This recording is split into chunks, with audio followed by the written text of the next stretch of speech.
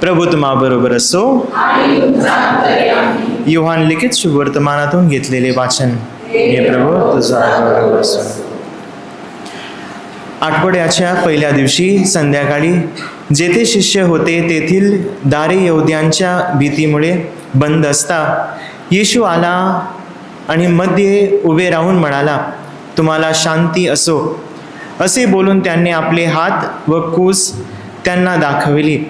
तेव्हा प्रभूला पाहून शिष्यांना आनंद झाला.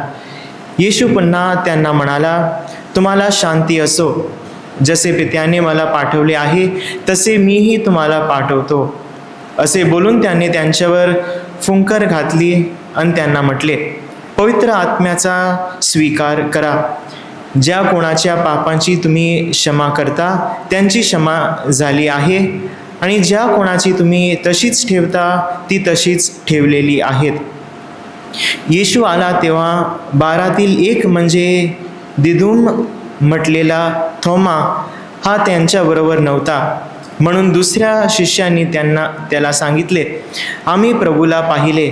पण त्यांनी म्हटले, त्याच्या हातात खिळ्यांचे वण पाहिल्या वाचून खिळे होते त्या जागी आपले बोट घातल्या वाचून आणि त्याच्या कुशीत आपला हात घातल्या वाचून मी विश्वास धरणारच नाही. मग 8 दिवसानंतर त्याचे शिष्य पुन्हा एकदा आत असता त्यांच्याबरोबर थोमा होता. तेव्हा दारे बंद असताना येशू आला व मध्ये उभा राहून म्हणाला, तुम्हाला शांती असो. नंतर त्यांनी थोमाला म्हटले, तू आपले बोट इकडे कर आणि माझे हात पहा व आपला हात पुढे करून माझ्या कुशीत घाल. आणि विश्वासहीन असू नको तर विश्वास ठेवणारा आहेस.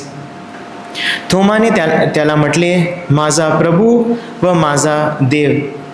येशूने त्याला म्हटले, तू मला पाहिले आहे म्हणून विश्वास ठेवला आहे. पाहिल्या वाचून विश्वास ठेवणारे ते धन्य. या पुस्तकात लिहिली नाहीत अशी दुसरीही पुष्कळ चिन्ह येशूने आपल्या शिष्या देखत केली.